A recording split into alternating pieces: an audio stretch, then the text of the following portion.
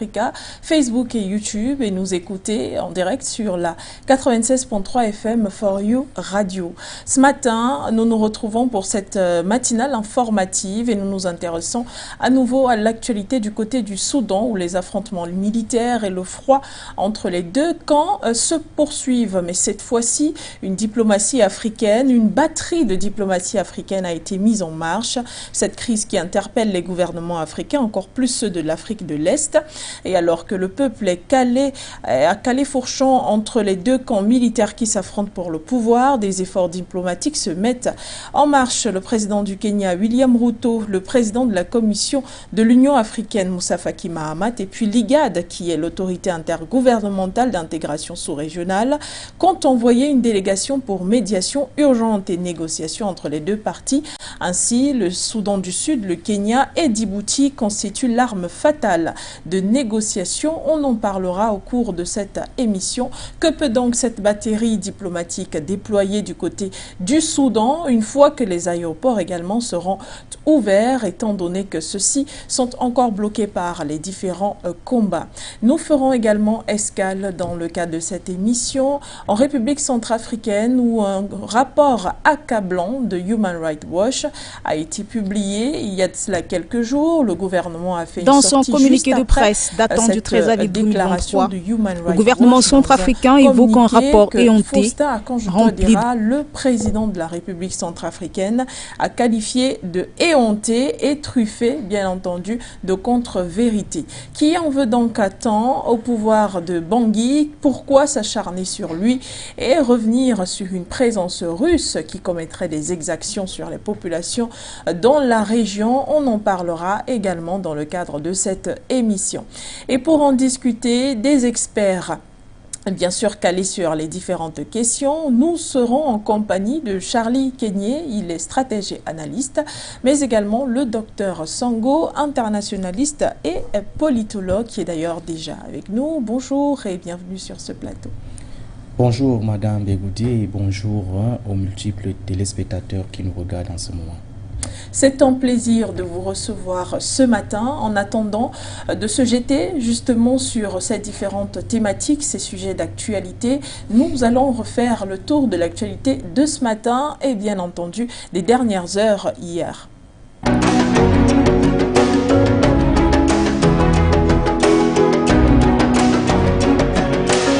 Le différend entre les deux hommes forts porte sur l'avenir des paramilitaires. L'armée ne refuse pas leur intégration aux troupes régulières, mais elle veut imposer ses conditions d'admission et limiter dans le temps leur incorporation. Le général Daglo, lui, veut une inclusion large et surtout sa place au centre de l'état-major. Pour les experts, les deux commandants faisaient monter les enchères, alors que civils et communautés internationales tentent de leur faire signer un accord politique censé relancer la transition démocratique.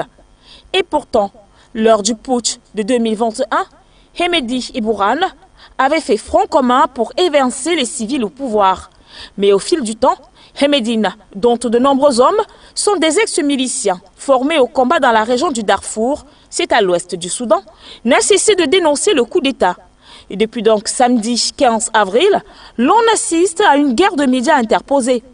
Les forces de soutien rapide du général Mohamed Hamdan Daglo dit Hemedi assurent tenir l'aéroport international et le palais présidentiel et appellent l'ensemble de la population, parmi laquelle les soldats, à se retourner contre l'armée.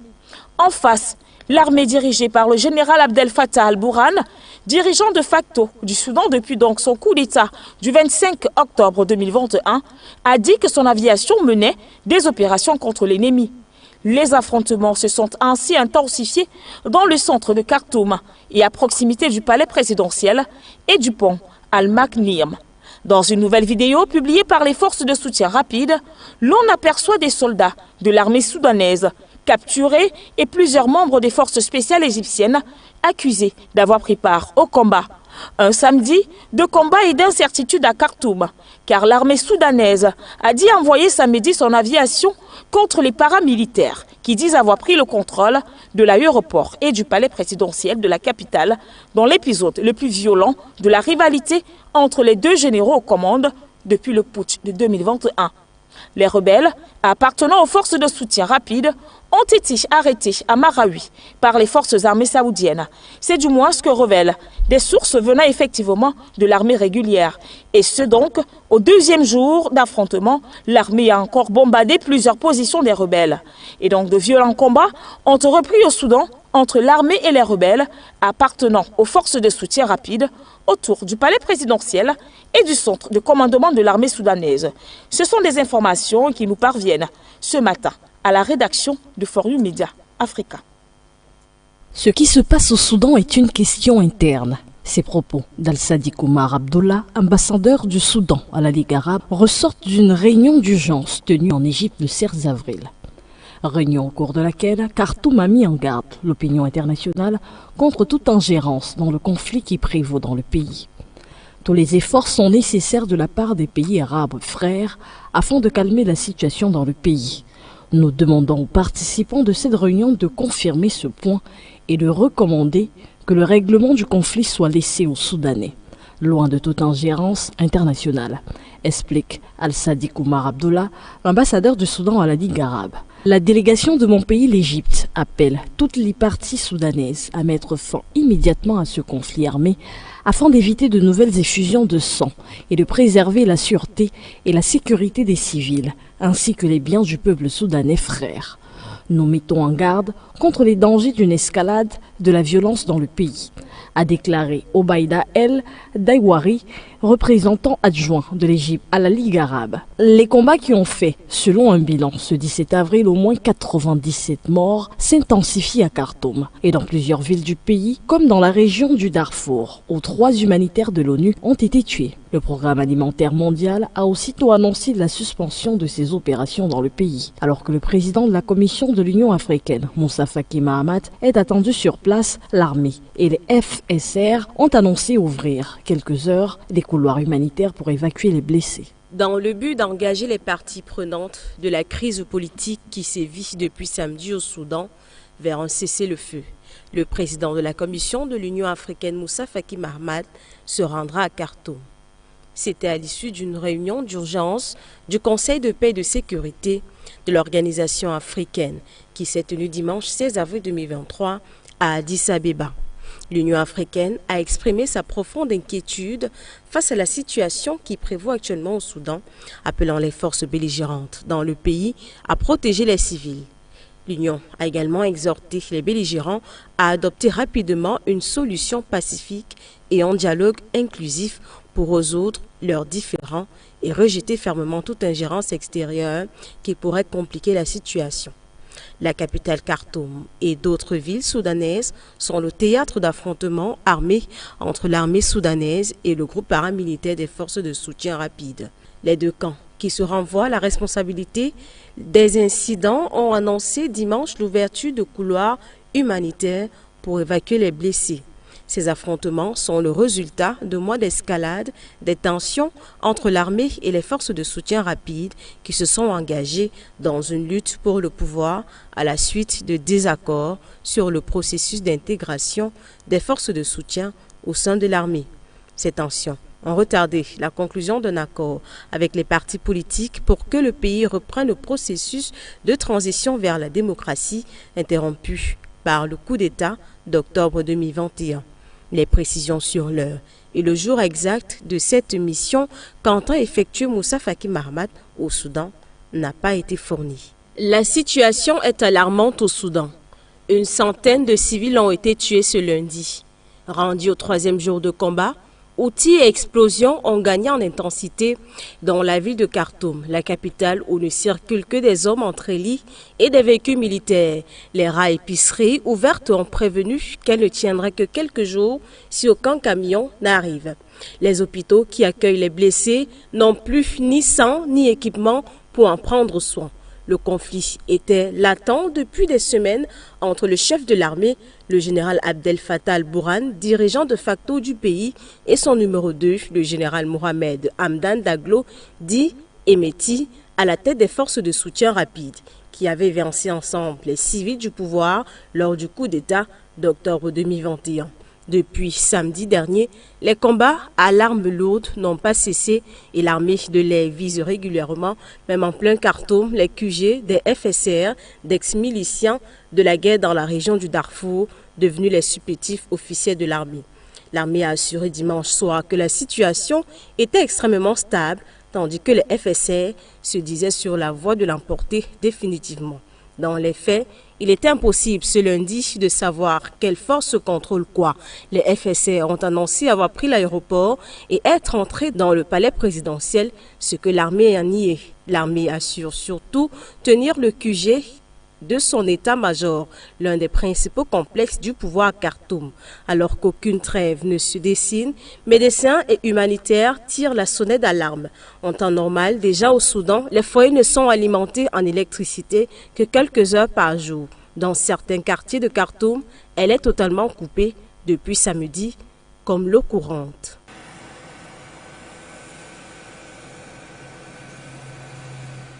C'est un homme d'État que le président rwandais Paul Kagame est arrivé en Guinée-Bissau ce lundi 17 avril 2023.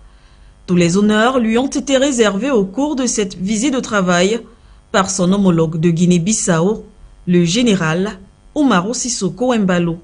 Une rencontre axée sur plusieurs points essentiels, dont, entre autres, la coopération bilatérale qui existe entre les deux pays. Après un tête-à-tête entre les deux présidents, des discussions bilatérales se sont tenues entre les différentes délégations, le tout soldé par la signature des protocoles d'accord. Au cours de la conférence de presse conjointe organisée pour l'occasion, le numéro 1 bissau-guinéen a remercié son homologue pour la qualité des relations qui existent entre les deux pays. Il n'a pas manqué de saluer les efforts et actions de ce dernier pour son engagement à la cause rwandaise, mais aussi africaine. De son côté, le chef de l'État rwandais est revenu sur la nécessité de renforcer leur coopération. Pour lui, la jeunesse africaine et particulièrement rwandaise et bissau-guinéenne constitue un atout majeur, un point sur lequel ils devraient maximiser leurs efforts pour le développement de leur pays. Paul Kagame a également tenu à saluer le leadership du président Embalo, alors président de la conférence des chefs d'État ouest-africaine. Ses efforts et actions dans la pacification et la stabilisation de la zone n'ont pas échappé au président Kagame. Au cours de cette cérémonie, le chef de l'État rwandais s'est vu décerner la médaille Amilcar Cabral, la plus haute distinction en Guinée-Bissau. Occasion a été aussi pour le président Kagame de visiter le mausolée des héros nationaux du pays dédié au panafricaniste Amilcar Cabral. Notons que les deux pays qui entretiennent déjà de bonnes relations ont des accords signés dans plusieurs domaines, dont l'éducation, le commerce, les services aériens ou encore le tourisme. Rappelons que, en mars 2022, le président Umaro Sissoco Embalo avait effectué une visite officielle de 3 jours au Rwanda, l'objectif étant de renforcer davantage la coopération bilatérale entre les deux pays.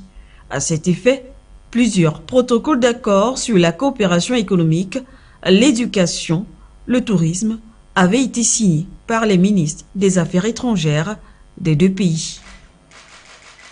L'alliance sino-russe se renforce quasi quotidiennement. Après la visite il y a quelques semaines du président chinois Xi Jinping à Moscou, c'est au tour de son ministre de la Défense d'être reçu au Kremlin. Après des échanges avec le président Vladimir Poutine, Li Shangfu, qui est également membre du Conseil des affaires de l'État de la République populaire de Chine, a estimé que Moscou et Pékin maintenaient des relations solides qui sont plus puissantes que les alliances de la guerre froide. Nous nous tenons côte à côte et travaillons pour améliorer le bien-être de nos peuples, a-t-il notamment dit. Notre coopération se développe à tous les niveaux et nous allons la poursuivre en vue d'assurer le développement et la prospérité du monde entier, a d'ailleurs précisé le ministre chinois de la Défense. Pour sa part, le président russe Vladimir Vladimirovitch Poutine a souligné que les deux parties poursuivaient une coopération tous azimuts, notamment dans le domaine de la défense. À ce sujet, Vladimir Poutine a rassuré que Moscou et Pékin échangent régulièrement des informations qui leur sont utiles. Les deux alliés développent leur coopération militaro-technique et mènent des exercices conjoints dans différentes régions. En mars dernier, M. Poutine et Xi Jinping avaient signé lors de la visite du président chinois à Moscou plus de 10 documents, dont la majorité portait sur la coopération économique et la défense entre les deux pays jusqu'en 2030. En février 2022, quelques jours à peine avant le déclenchement de la guerre en Ukraine le 24 février, la Russie et la Chine avaient annoncé un partenariat sans limite, sans en préciser la nature exacte. Désormais, tout est plus clair.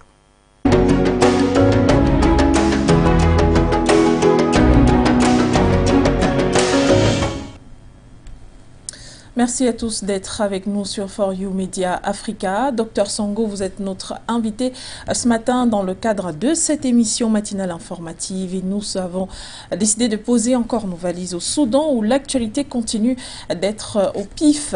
Nous parlons à présent de cette commission ou alors de cette batterie diplomatique enclenchée sur le territoire africain pour une certaine négociation, mais surtout médiation entre les deux camps du côté du Soudan afin d'atterrir sur un terrain d'entente. Docteur Sango, comment déjà analyser d'entrée de jeu cette diplomatie africaine mise en place pour résoudre la crise au Soudan? D'entrée de jeu, il faut déjà dire que c'est une très bonne chose parce que ce ballet diplomatique que nous sommes en train de voir du côté du Soudan, une diplomatie essentiellement africaine, a été proactive parce qu'il faut le saluer. C'est l'une des premières fois qu'on voit comment la diplomatie africaine prend un problème en charge dès son début, dès son commencement. Vous savez que cette crise soudanaise ici est une crise qui est un tout petit peu particulière parce que le continent africain est déjà tellement parsemé de crises. Donc aujourd'hui, et lorsqu'on voit l'éruption de cette crise soudanaise, les pays africains, quelle que soit sa zone géographique, sont interpellés. Ils savent que le feu qui est en train de s'allumer au Soudan risque de les atteindre, quelles que soient les barrières, quelles que soient les frontières. Donc, d'entrée de jeu, il faut déjà saluer cet engagement diplomatique.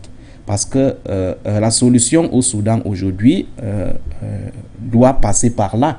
Parce que nous voyons que ces deux fractions, le même camp qui sont en train de s'opposer, cette fraction-là qui a renversé Omar Belchir et qui n'arrive pas aujourd'hui à s'entendre sur le futur du Soudan. Donc il faut tout simplement qu'on essaie de les mettre autour d'une table pour voir comment est-ce qu'on peut essayer de ficeler et des compromis, même si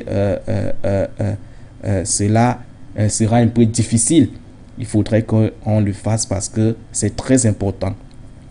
La diplomatie africaine, parce que le Soudan, c'est d'abord un pays qui est africain. Le Soudan, c'est un pays qui a été dirigé, même si aujourd'hui certaines personnes peuvent dire que Omar el-Béchir avait ses limites. C'est vrai, il était autoritaire. C'est vrai, il ne respectait pas les droits de l'homme au sens occidental du terme. Ça, et on lui impute également la partition du Soudan.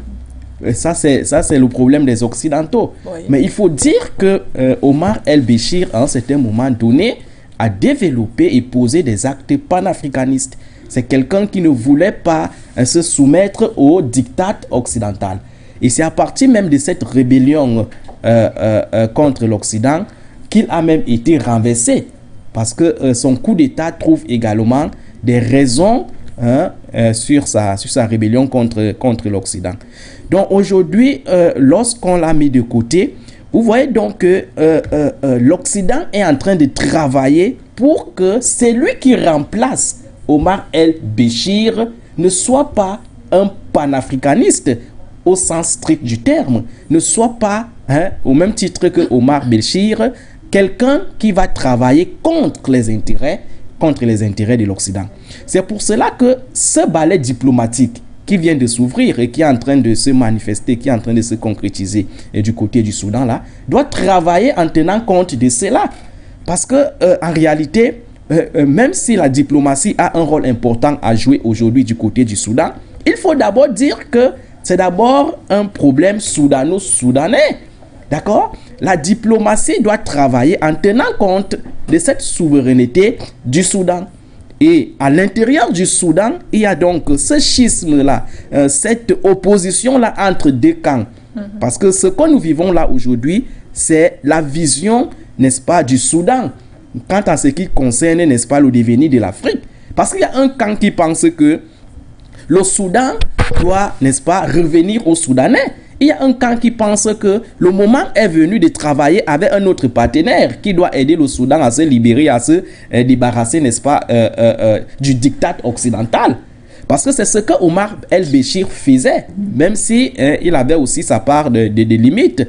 Et un autre camp qui pense qu'il est important de travailler avec le bloc occidental. Donc c'est pour cela que moi je dis que ce ballet diplomatique que nous sommes en train de vivre, cette communauté de l'Afrique de l'Est, la SADC, nous avons le Kenya qui a proposé sa médiation, le Djibouti et également, doit travailler en tenant compte de cela. Il ne s'agit pas de faire une médiation qui va aller à l'encontre, n'est-ce pas, de l'intérêt du Soudan, de l'intérêt du peuple soudanais et même de l'intérêt de l'Afrique. Parce que au finish, nous sommes là dans un combat panafricain. Il ne faut pas faire des analyses ici qui poussent à dire que la médiation doit, n'est-ce pas, tenir compte des intérêts des autres parce qu'en réalité, chacun revendique ses intérêts. Il ne s'agit pas de revendiquer des intérêts qui soient personnels, d'accord, à ces dirigeants-là qui sont en train de s'entretuer aujourd'hui, qui sont en train de discuter le pouvoir aujourd'hui. Il s'agit de faire la médiation en tenant compte des intérêts, n'est-ce pas, généraux, de l'intérêt général, en tenant compte, n'est-ce pas, du fait que c'est le peuple, c'est l'intérêt du peuple qui doit être mis au centre. Qu'est-ce que le peuple revendique aujourd'hui? Lorsqu'on voit comment cette crise-là est en train de se manifester, on voit que le peuple a cette soif insatiable de se libérer, de jouir des matières premières du Soudan. Parce que derrière cette crise-là aussi, il y a l'enjeu, n'est-ce pas, des richesses naturelles et des matières premières. Le Soudan est un pays pétrolier. Le Soudan est un pays qui produit, n'est-ce pas, du pétrole. Mais ce pétrole-là n'a jamais bénéficié directement aux populations. Donc moi, je suis en train de dire que la médiation est une bonne chose. Est une bonne chose, mais cette médiation doit tenir compte de l'intérêt du peuple. On ne peut pas quand même laisser un pays africain s'entretuer alors que les frères africains sont là. Nous avons déploré, n'est-ce pas, cette diplomatie africaine, ce déficit de diplomatie africaine. Lorsqu'on a vécu la crise, par exemple, libyenne, on n'a pas vu comment les pays s'étaient levés pour proposer leur solidarité africaine. Et l'Afrique tente donc, selon vous, Dr Sango, de rectifier le tir avec l'épisode du Soudan cette fois-ci? C'est pour cela que moi je dis que c'est une première dans l'histoire. Donc on voit qu'avec cette crise soudanaise, la diplomatie africaine n'a pas tardé, a pris le taureau par les cornes pour essayer de prévenir le pire. Et cette diplomatie-là que nous félicitons, que nous encourageons, doit se manifester, doit se dérouler en tenant compte de l'intérêt du peuple. Parce qu'il ne s'agit pas de faire une médiation qui va entretenir le problème ou bien du moins qui va poser des solutions qui ne vont pas durer à long terme. Il s'agit de poser les jalons, n'est-ce pas, des solutions à long terme parce que aujourd'hui, ce que l'Afrique a besoin aujourd'hui, c'est de jouir de ses matières premières. Ce que l'Afrique a besoin aujourd'hui, c'est de ne plus avoir l'impression d'être tenu, c'est de ne plus, n'est-ce pas, subir le diktat de la communauté internationale. Ce que l'Afrique a besoin aujourd'hui, c'est des partenariats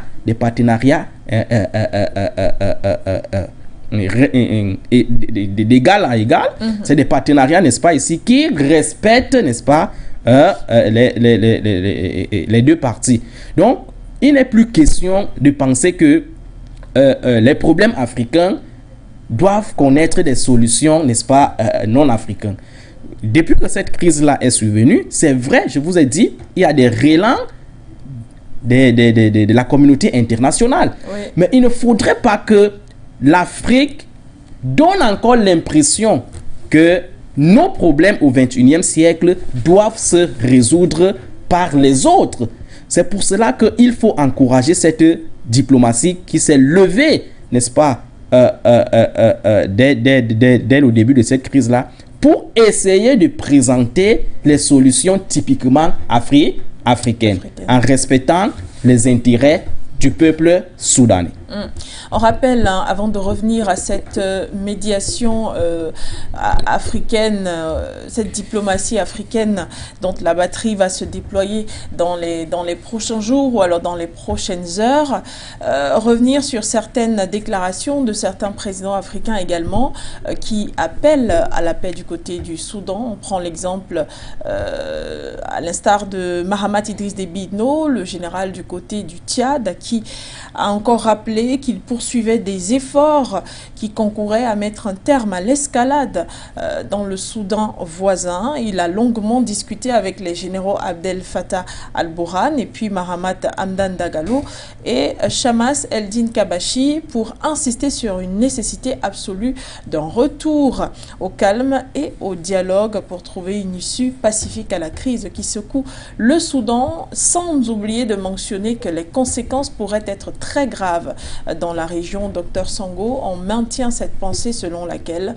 le Soudan pourrait devenir le ventre mou justement des frontières avec les différents pays, notamment le Tchad, la République centrafricaine également et peut-être bien l'Éthiopie. Et c'est ça l'enjeu de la communauté internationale, c'est ça le piège que les pays africains doivent éviter aujourd'hui.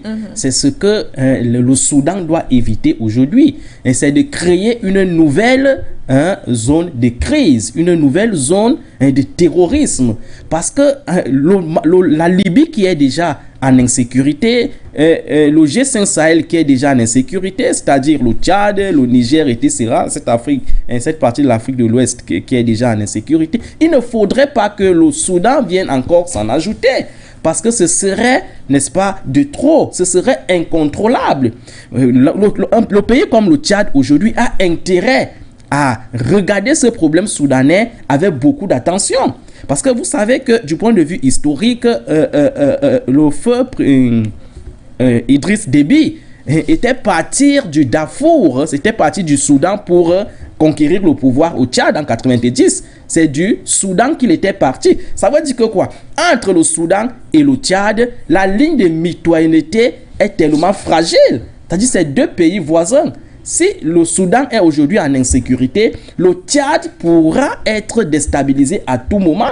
Le Niger pourra être déstabilisé à tout moment. Et je vous ai dit qu'aujourd'hui, tel que le terrorisme se manifeste en Afrique, même si vous êtes à 1000 km du Soudan, c'est-à-dire même si un pays comme le Cameroun qui est en Afrique centrale dit qu'il est tellement éloigné du Soudan, il doit s'en méfier parce que les terroristes circulent aujourd'hui librement en Afrique. Et il faudrait donc que la solution du terrorisme soit pensée de manière globale, soit pensée de manière holistique, comme vous avez souvent l'habitude de le dire, d'accord, pour que le combat qu'un pays mène, n'est-ce pas, à son niveau, soit le même combat que son pays voisin mène. Il ne faudrait pas que le combat que le Mali mène pour sa sécurité soit différent, par exemple, du combat du Niger, du combat du Burkina Faso, etc., etc. Il faut ce que j'appelle souvent la convergence des forces, la convergence idéologique pour mettre en difficulté le terrorisme qui est un instrument que la communauté internationale utilise pour diviser les Africains à l'effet d'exploiter leurs ressources naturelles et leurs matières premières. Donc l'enjeu aujourd'hui, c'est de faire en sorte que le Soudan ne bascule pas, le Soudan ne devienne pas un État incontrôlable au même titre que le Soudan, au même titre que la Libye. Il ne faudrait pas que le Soudan redevienne une nouvelle zone de crise où les terroristes pourront pourront planifier, n'est-ce pas, les déstabilisations des autres États et à partir de là. Donc, il faut que tous les pays africains se lèvent. C'est pour cela que moi, je parle de la solidarité africaine. On ne doit pas seulement limiter cette diplomatie-là dans la sous-région de la Ligue arabe ou alors de l'Afrique de l'Est. Il faudrait qu'on observe une solidarité africaine, totalement africaine. C'est pour cela que moi, j'en appelle même à l'intervention de l'Union africaine. Même comme nous savons ce que c'est que l'Union africaine. Mais il faudrait que, même si c'est du point de vue symbolique, que cette Union africaine-là sorte pour prendre, n'est-ce pas, ses responsabilités. Parce que, du point de vue symbolique, l'Union africaine, au moins, est la seule institution qui représente dans un bloc les 54 États du continent africain. Ça veut dire que quoi? Lorsque l'Union africaine prend une position, en réalité, du point de vue symbolique, c'est les 54 États qui auraient pris cette position-là. Donc, il est important de travailler pour que le Soudan ne bascule pas. Le Soudan ne redevienne pas un nouveau ventre mou du terrorisme et de l'insécurité en Afrique. Docteur Sangou, pour revenir sur ces différentes médiations qui pourraient se mettre en place, parlons déjà dans les détails de chaque figure qui sera représentée dans cette médiation. On a par exemple cité tout à l'heure le président kenyan William Ruto. Quel poids pourrait-il avoir dans la résolution de cette crise du côté du Soudan? Non, le Kenya aujourd'hui, il faut dire que le Kenya aujourd'hui, du point de vue militaire et sécuritaire, c'est un pays qui représente un atout en Afrique de l'Est. Parce que lorsqu'on prend les pays de l'Afrique de l'Est, nous avons ce Kenya là, nous avons les Djibouti, nous avons également bien d'autres pays. Mais le Kenya se particularise à partir du moment où ce pays-là a un arsenal militaire aussi efficace. Et ce pays-là a eu à gérer les crises au même titre que ce que nous sommes en train de vivre aujourd'hui du côté du Soudan. Et le Kenya également a cet avantage parce que à la tête du Kenya, on vient, n'est-ce pas, ici de voir l'élection d'un nouveau président. D'accord, qui n'est pas aussi pas si ancien que ça, qui n'est pas aussi ancien, qui n'est pas aussi infiltré par des enjeux de partialité, des enjeux, n'est-ce pas, des prises de position, etc. Donc cette position donc donne l'avantage au Kenya de faire la médiation au Soudan, parce que non seulement le Kenya aura, n'est-ce pas, cet avantage de ne pas prendre parti et de poser le problème de manière globale et de manière neutre du thème, mais aussi et surtout parce que le Kenya peut aussi apporter, n'est-ce pas, son aide militaire pour sécuriser, n'est-ce pas, le Soudan aujourd'hui.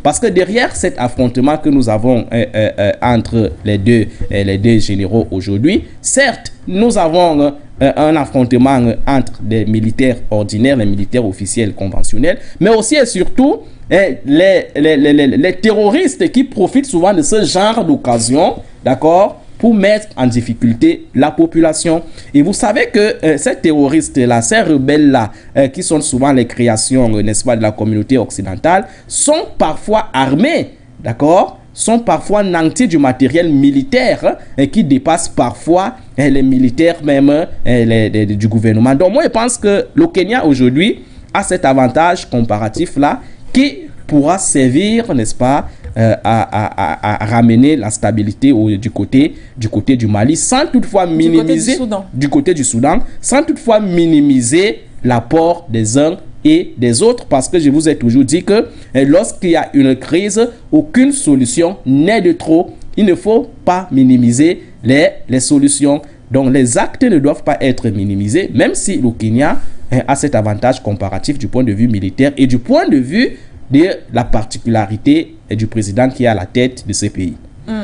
Mais en ce qui concerne les pays de l'Est, on a souvent eu l'habitude de dire, Dr Sango, que ceux-ci travaillent beaucoup plus pour les objectifs et les intérêts, par exemple, des États-Unis. S'il fallait parler de ces différents candidats à cette médiation, il faudrait également se laver les mains en termes d'influence occidentale. C'est pour cela que je vous disais que il y a cette problématique de coopération-souveraineté. Oui. Problématique de organisation d'intégration sous-régionale, souveraineté africaine. panafricanisme.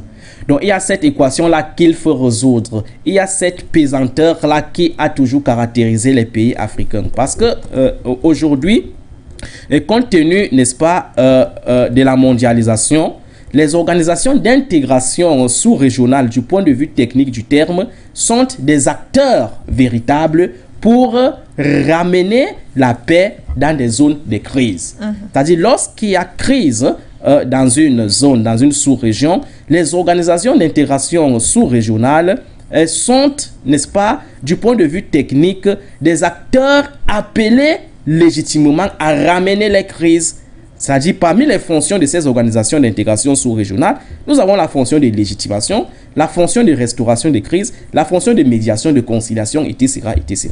Ça, c'est du point de vue technique. Mais lorsqu'on voit donc l'opérationnalité de nos organisations d'intégration sous-régionale, ce que nous reprochons souvent à ces organisations d'intégration sous-régionale, c'est qu'elles ne sont pas parfois autonomes. Elles sont influencées par la communauté internationale, par les puissances étrangères, et comme vous venez de parler là aujourd'hui, par les États-Unis, les pays occidentaux. C'est ce que nous reprochons à nos communautés d'intégration sous-régionale. Okay. Mais aujourd'hui, donc, il est important que pour assainir donc la lutte panafricaniste, pour renforcer le combat panafricaniste, pour concrétiser le projet de l'Union africaine, de l'unité africaine, il serait important que ces organisations d'intégration sous-régionale se débarrassent de cette influence occidentale et travaillent pour les intérêts purement africains. C'est vrai, lorsqu'on voit, n'est-ce pas, cette zone d'Afrique de l'Est aujourd'hui, c'est une zone qui est beaucoup plus influencée par les États-Unis.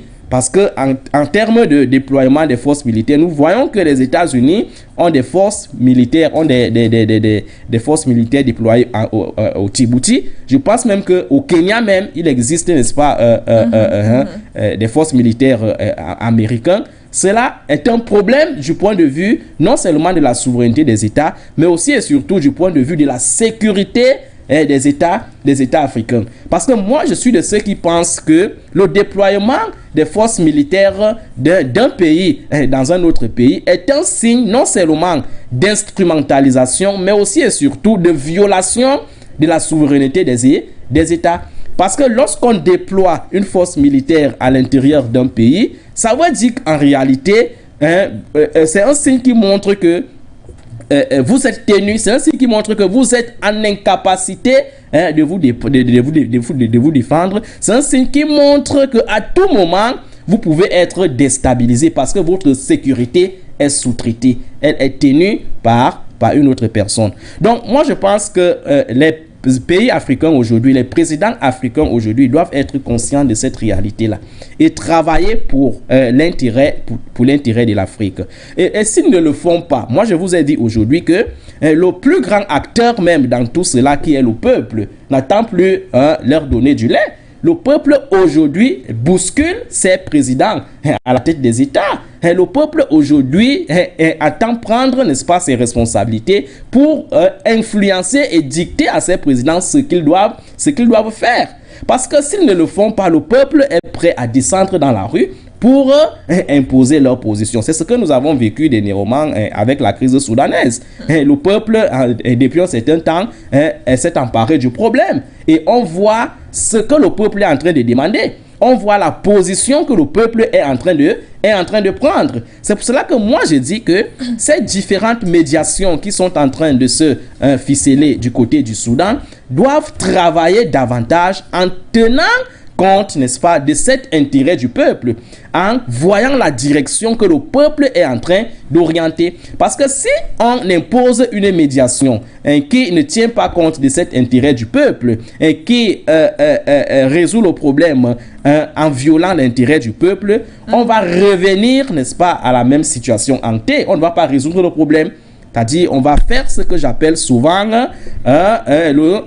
l'agitation de surface au lieu de faire le soulèvement de profondeur. C'est-à-dire résoudre une crise du point de vue de sa cause essentielle et non tout simplement la camoufler, la caresser pour que 2 ans après encore, on redevienne à la même situation. Puisque vous le dites, Dr Sango, aujourd'hui, quel serait le problème de fond réellement du côté du Soudan qui pourrait permettre justement d'endiguer totalement cette crise? Car il faut rappeler que les différents coups d'État qui ont eu lieu depuis 2019 n'ont pas arrangé la situation. On a bien eu l'impression que les tensions ont continué d'être exacerbées de ce côté-là. Alors aujourd'hui, vous convoquez un peuple qui a besoin uniquement d'un avancement sur le plan sécuritaire, d'une économie reluisante, puisqu'on sait aujourd'hui que l'inflation galopante, elle touche presque tous les pays d'Afrique et presque tous les pays du monde. C'est ce que veut peut-être cette population, mais en face, on a 2 camps. Il faudra peut-être à un moment penser à une réunion des 2 parties, plutôt que penser à faire partir l'une des parties et rester avec une seule. Vous convoquez ce peuple-là, mais en ce qui concerne ces différentes médiations, quand est-ce qu'on peut trouver le bon pif, en fait?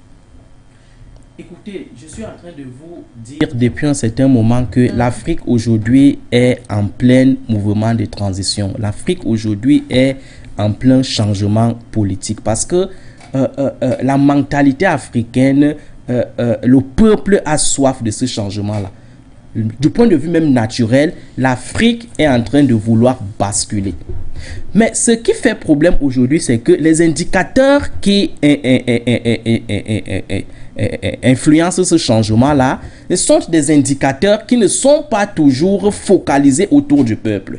Les différentes transitions que nous avons toujours vécues, et ce n'est pas un secret de polichinelle que je serais en train de cracher ici aujourd'hui, il faut comprendre que ceux qui ont fait le coup d'État à Omar el-Béchir, d'accord, étaient supportés par la communauté internationale. Ces militaires qui sont en train de s'entretuer là, de s'entrechoquer là maintenant, ont été soutenus par la communauté internationale pour mettre Omar el-Béchir de côté, parce que Omar el-Béchir n'était pas docile à cette communauté internationale. Donc, ce que je suis en train de dire, c'est quoi? C'est que pour que les transitions africaines réussissent, pour que les transitions africaines, n'est-ce pas ici, bénéficient au peuple africain, il faudrait que les facteurs de cette transition-là, c'est-à-dire les facteurs qui accompagnent cette transition-là, soient des facteurs fondamentalement endogènes. Ce que nous reprochons aujourd'hui à cette transition-là, ce qui fait en sorte que cette transition-là ne réussisse pas ou alors entretienne, n'est-ce pas, le statu quo, parce que c'est des transitions qui sont déclenchées par des dynamiques extérieures. C'est des coups d'État qui sont nourris et portés par la communauté internationale pour changer un système qui ne leur plaît pas et remplacer par un autre système qu'ils vont contrôler. C'est ça le problème. Or, le moment est venu aujourd'hui pour que les transitions soient davantage déclenchées par des dynamiques internes, déclenchées par la force de la population pour qu'elles durent et bénéficient non seulement au peuple africain, mais aussi à cette population, à la population de ces pays-là. C'est ce que nous sommes en train de vivre aujourd'hui du côté du Mali. On voit bel et bien que le Mali est un pays qui a connu des transitions et des transitions. Lorsqu'on fait l'historiographie politique de ce pays-là, vous voyez bel et bien que c'est un pays qui caracole en termes de coups d'État. Mais c'est des coups d'État qui avaient longtemps été déclenchés par des dynamiques extérieures parce que les puissances occidentales voulaient changer à la tête de l'État malien les présidents de Traoré, Amadou Toumani Touré. C'est des coups d'État qui ont été déclenchés par des dynamiques extérieures. Ce qui fait donc la particularité et l'ipséité du coup d'État d'Assimi Goïta aujourd'hui, ce n'est pas l'objet du débat de ce matin, mais je convoque cet exemple-là pour faire une analyse. D'accord. C'est quoi? C'est que ce coup d'État a été déclenché par les velléités nationalistes endogènes portées par le peuple. C'est pourquoi nous sommes en train de voir les fruits de ce coup d'État-là. Et vous-même, vous voyez que le coup d'État du côté du Mali est en phase avec les desiderata du peuple. C'est un coup d'État qui est en train de remettre le Mali aux Maliens. C'est pourquoi moi je suis en train de dire donc que parmi les facteurs qui accompagnent les transitions, il faudrait que le facteur endogène de l'évolution sociale des peuples soit beaucoup plus le facteur explicatif de nos transitions. Donc, il faudrait que chaque fois qu'il y a transition, parce que ces transitions-là sont irréversibles. Lorsque vous voyez l'Afrique aujourd'hui, et l'Afrique a soif de sa liberté, l'Afrique veut, n'est-ce pas, se libérer de cette dépendance occidentale. Mais comment est-ce qu'elle doit donc procéder? Comment est-ce qu'elle doit donc faire? Il faut donc qu'elle travaille en tenant compte, n'est-ce pas, de ses propres forces, en faisant des révolutions populaires. On a vu récemment avec ce qu'on a appelé le printemps arabe. C'était cette soif insatiable de la population parce que le peuple n'en supportait plus. Et vous avez vu comment le peuple à son niveau a travaillé pour que les choses du moins bougent. Même si après, on leur a volé leur révolution. Même si après, on n'a pas toujours installé un système qui soit en phase avec les intérêts du peuple. Donc, moi, je suis donc en train de dire que parmi ces facteurs-là, parce que parmi les facteurs qui accompagnent les transitions, nous avons la lutte des classes, je vous ai parlé de ça hier, nous avons l'évolution sociale, mais nous avons également et surtout le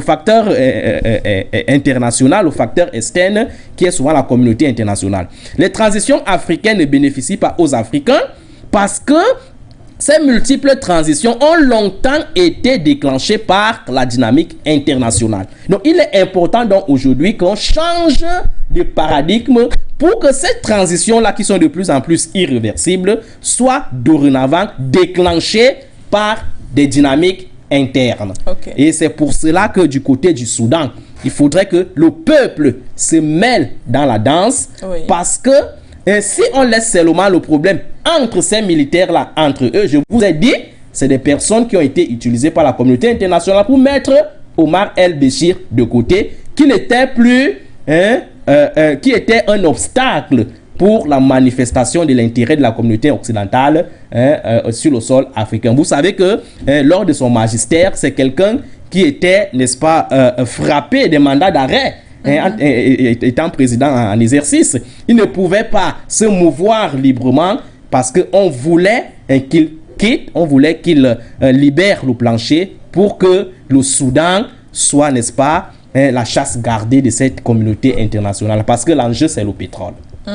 Merci, docteur Sango. On va à présent s'appesantir sur le pays djiboutien. Eh bien, Djibouti a souvent été accusé de jouer un jeu trouble dans la sous-région, docteur Sango. Mais lorsqu'on tient à un pays comme celui-là, alors dans cette médiation du côté du Soudan, c'est que totalement on accorde une confiance à ce pays plutôt particulier d'ailleurs. On en parle avant de revenir en la personne de Moussa Faki Mahamat, qui est le président de la commission de l'Union africaine, docteur Sango. Oui, le Djibouti est un pays aussi stratégique. Oui, c'est un pays tellement stratégique, mais qui a un rôle un tout petit peu ambivalent dans la politique de sécurisation de l'Afrique. Un rôle un tout petit peu ambivalent parce que à la tête du Djibouti, nous avons un président qui a plus de 30 ans et qui de temps en temps est rappelé par la communauté internationale qu'il doit libérer le plancher. Mais en même temps, et vous allez comprendre pourquoi je parle de l'ambivalence, en même temps, c'est ce même Djibouti-là qui héberge, n'est-ce pas, en son sein, ses forces militaires étrangères. Parce que au Djibouti, nous avons les forces américaines qui sont là-bas. Et nous avons, je pense aussi, les forces chinoises qui sont là. Si on pousse bien la réflexion, on va voir que les Chinois sont également là-bas. Donc, cette ambivalence-là fait donc en sorte qu'on n'arrive pas souvent à saisir la vraie face du président, je pense, comment il s'appelle encore là? Président djiboutien.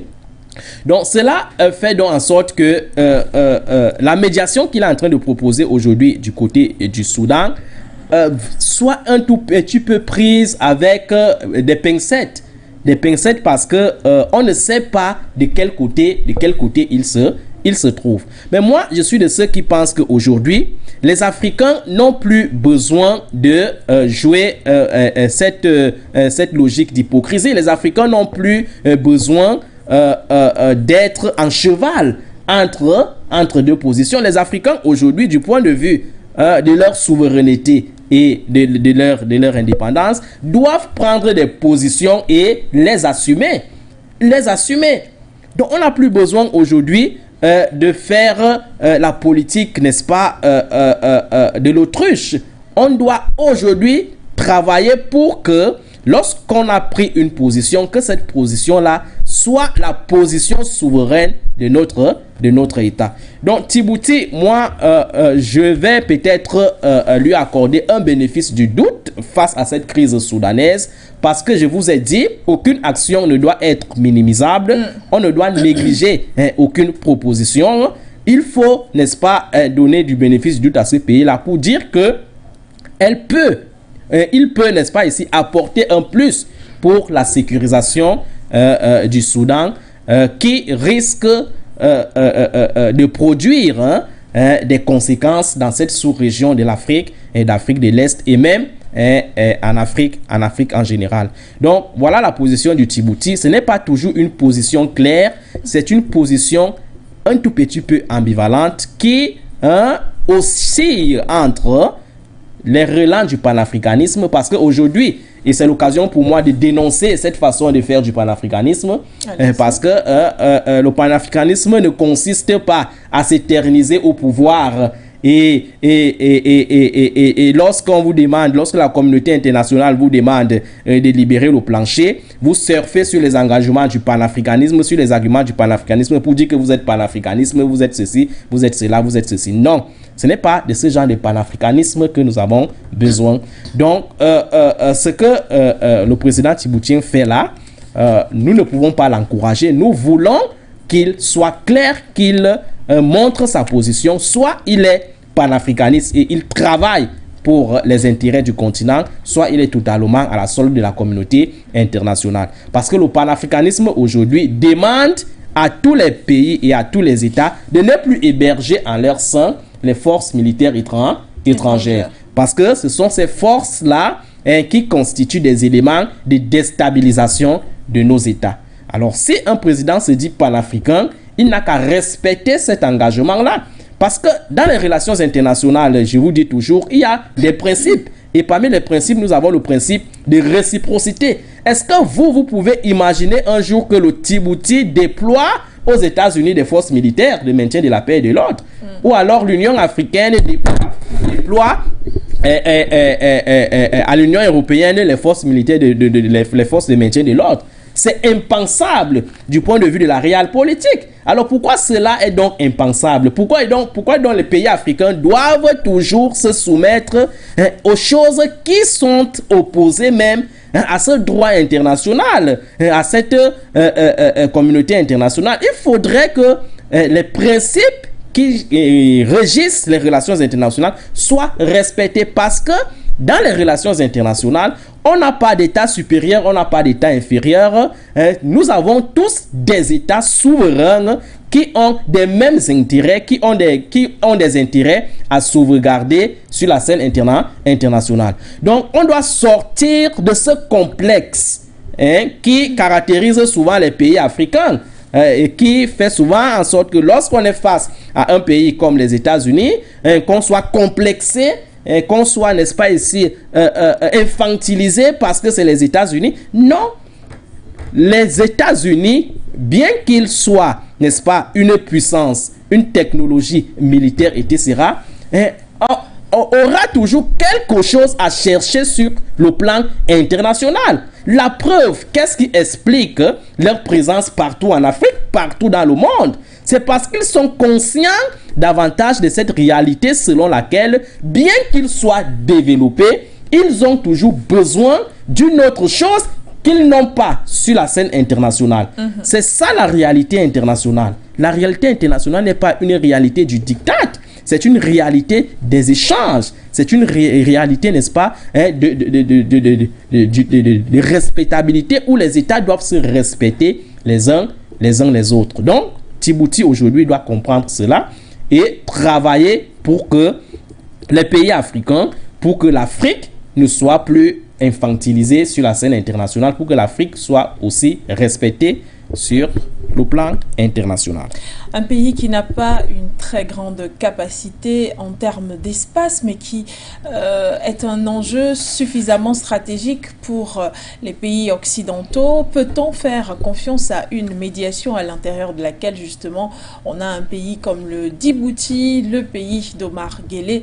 C'est la question que l'on se posait également il y a quelques secondes avec le docteur Sango. Et pour vous, c'est un 8 mai.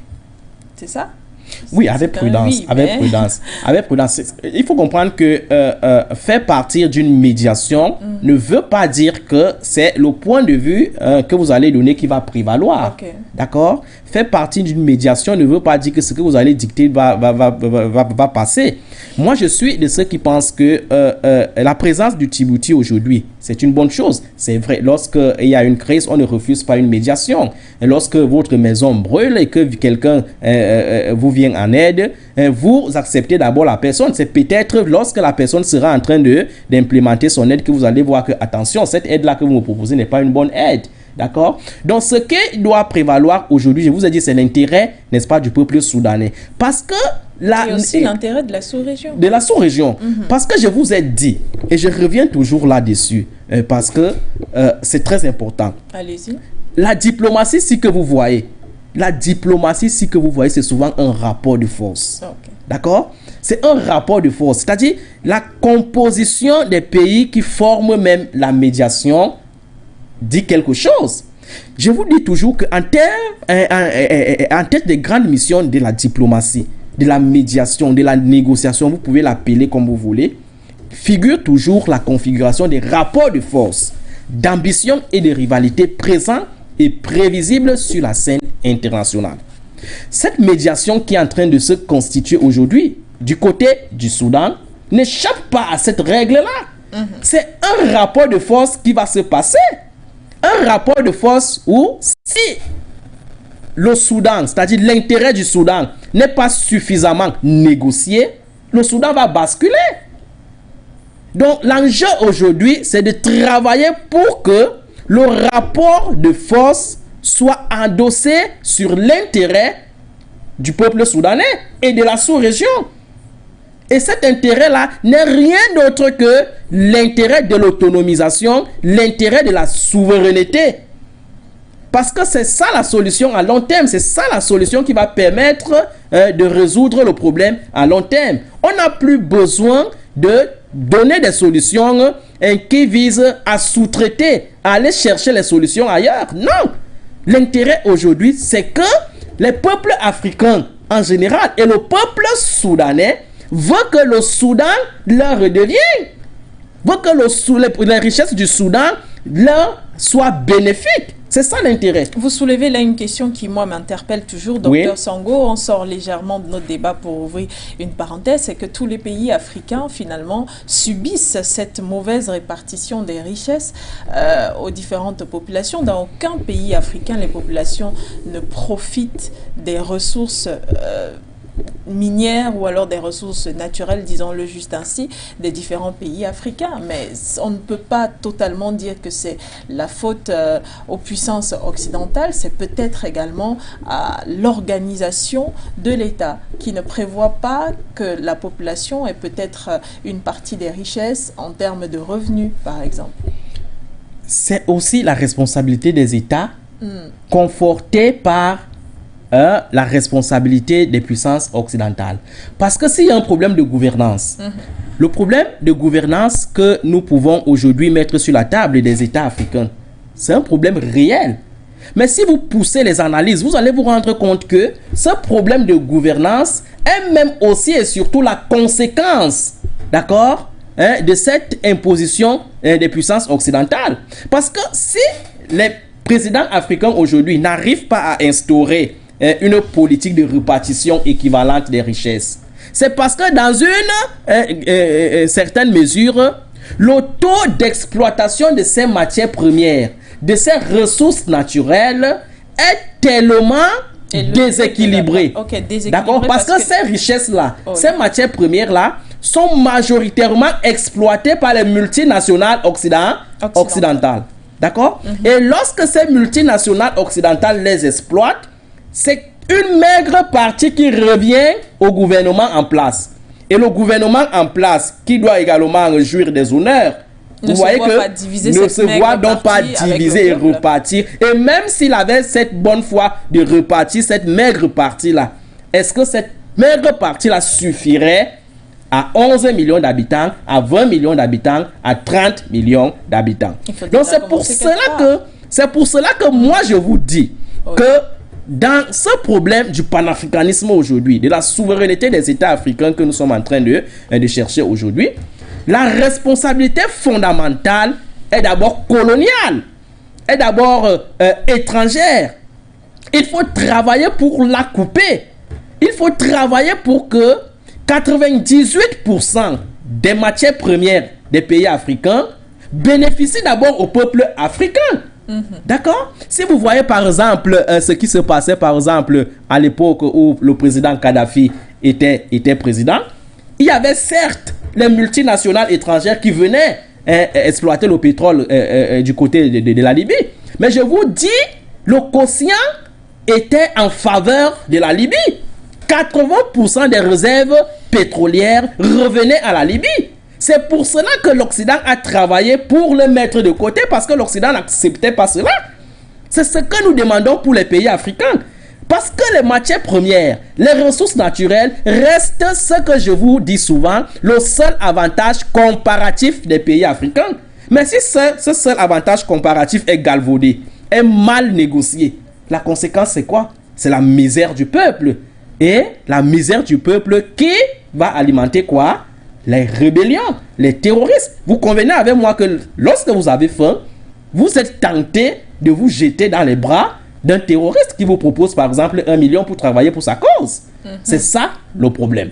Nous ne sommes pas en train d'éluder la responsabilité des présidents africains, mais je vous dis, cette crise de la gouvernance que nous vivons trouve sa cause également dans cette pratique de la colonisation, de l'impérialisme. Parce qu'au sortir des indépendances, de ces simulacres d'indépendance qu'on a donnés en 1960, des accords avaient été signés pour tenir ces pays-là. Il est important aujourd'hui de travailler pour que ces accords-là soient, à défaut d'être renégociés, soient tout simplement supprimés pour que les pays africains aient du laisse, n'est-ce pas, à jouir et à transformer leurs matières premières et leurs ressources naturelles. Merci, Dr Sango. On referme cette parenthèse pour revenir sur la médiation diplomatique du côté du Soudan. Nous parlons de cette batterie diplomatique africaine qui sera déployée du côté du Soudan, à Khartoum.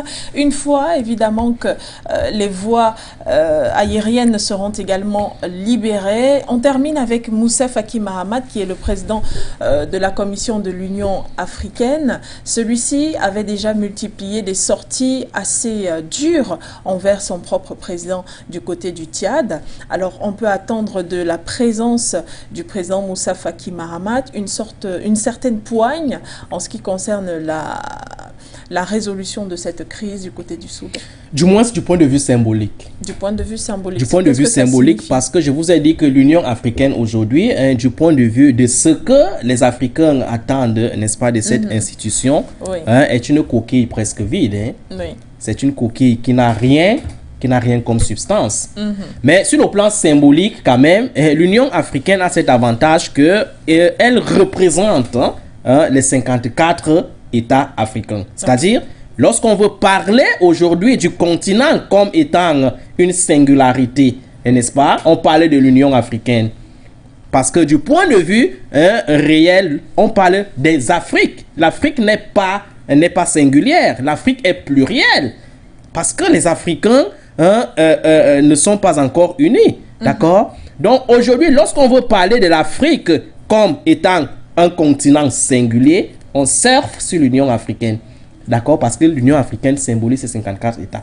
Ça veut donc dire que quoi? Sur le plan symbolique, si le président Moussa Faki Mahamat sort pour prendre une position au nom de l'Union africaine face à cette crise du Soudan, ce serait que c'est les 54 États africains qui ont proposé une solution, d'accord, face à cette crise soudanaise. Du point de vue symbolique, c'est une bonne chose qui montre que l'Union africaine continent africain a, n'est-ce pas, pris le problème, n'est-ce pas, entre ses mains. L'Union africaine travaille pour que les problèmes africains soient résolus par le continent africain.